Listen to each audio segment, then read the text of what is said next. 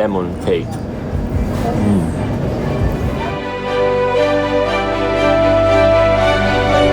Tra questi giganteschi massi di granito comincia la mia passeggiata. Ci siamo quasi, si inizia già a intravedere l'acquario. Alright, ready? Wow. Allora, Smith's Beach, questa volta di giorno, Cape Naturalist. Questo è il punto d'inizio del cammino Cape to Cape.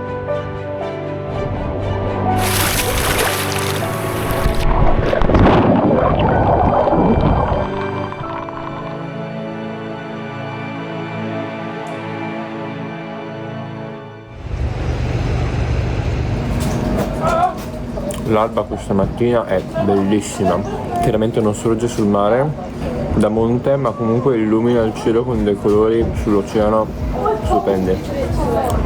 E questa torta è buona.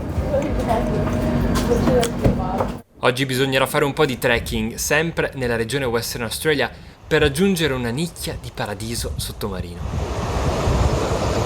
Anche oggi, lungo il tragitto del Cape to Cape, quel sentiero escursionistico costiero che collega Cape Naturalist a nord con Cape Leeuwin a sud, sulla costa ovest della regione di Margaret River. Si cammina appunto su questi antichi e arcaici giganti di granito ricoperti da una vegetazione mediterranea. Anche qua il profumo dell'elicrisio è veramente inebriante.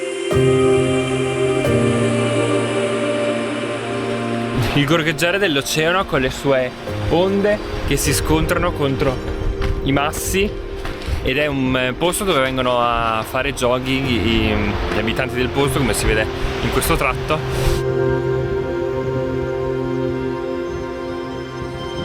Ed è anche un luogo dove raggiungere tante spiagge meravigliose come Smith's Beach, dove ho visto ieri il tramonto. Adesso vado in un altro punto che mi è stato consigliato, che si chiama Aquarium.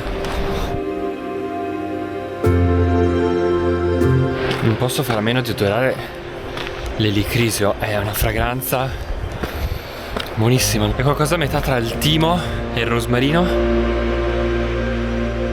Tra uno scorcio granitico e l'altro, a picco sull'Oceano Indiano, si comincia ad intravedere quello che qui chiamano l'acquarium. Questa pozza d'acqua protetta dalle rocce di granito, una piscina naturale dove fare il bagno, un po' come quelle di Seychelles, vi ricordate quelle di Madeira? Ok, occhialini e acquarium.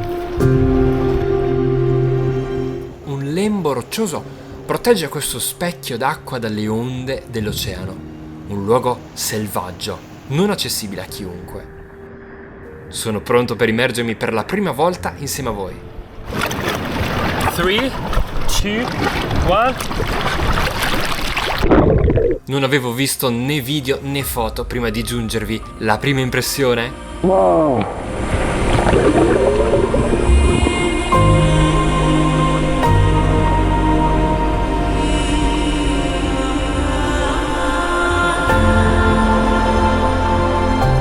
Oddio, che spettacolo! Che spettacolo! Spettacolo!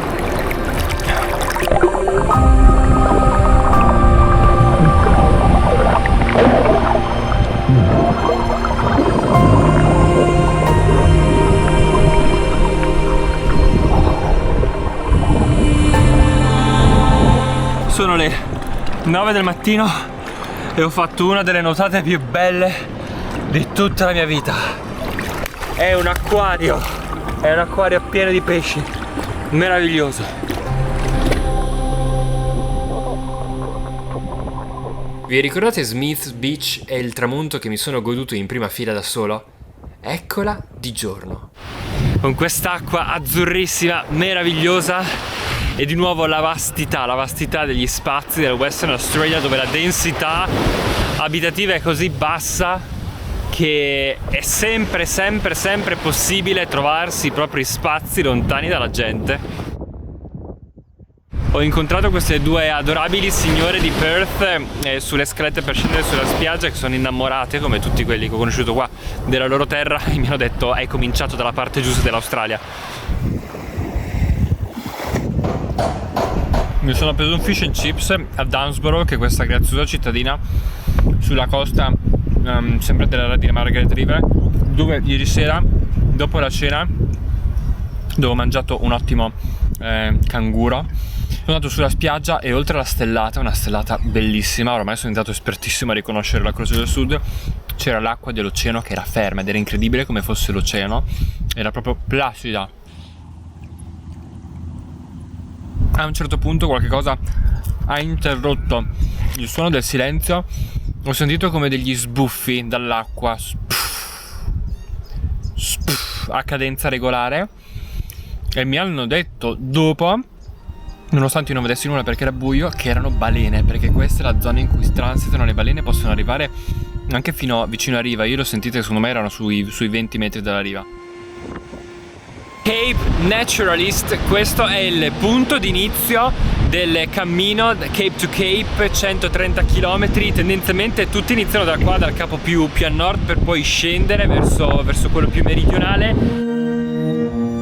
C'è questa scogliera prodigiosa a picco sul mare, su queste spiagge di nuovo vastissime. In questo punto c'è un mare impetuoso che si scontra contro questi grumi di roccia conficcati nella sabbia.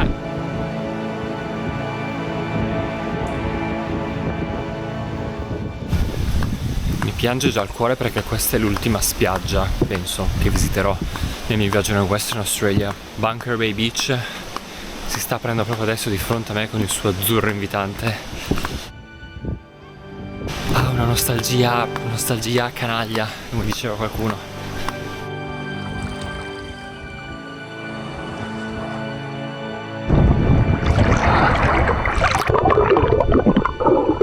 L'ultima spiaggia è quella con l'acqua più cristallina fra quelle in cui ho nuotato nel Western Australia.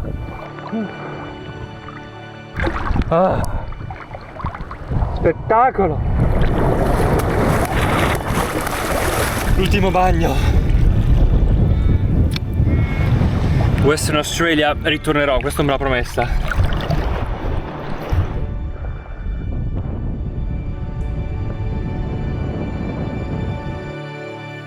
Lascio la zona di Margaret River e risalgo la costa alla volta di Perth, consumando rettilinei che costeggiano di nuovo pascoli sconfinati.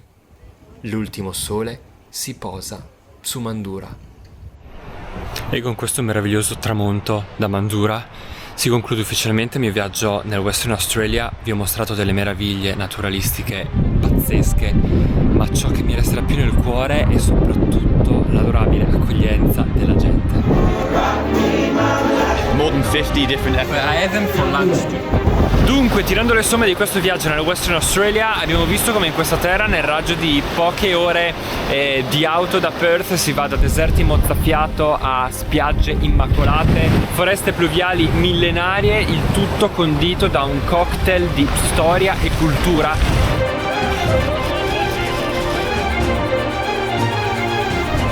La natura è straordinaria, come del resto deve essere la natura selvaggia australiana, ma anche le città sono di grande intrattenimento, dai piccoli borghi rurali alla vibrante scena culturale di Perth. E popoli antichi che conferiscono al Western Australia delle radici storiche profonde. Tutto questo fa di questa regione una terra di assoluto fascino.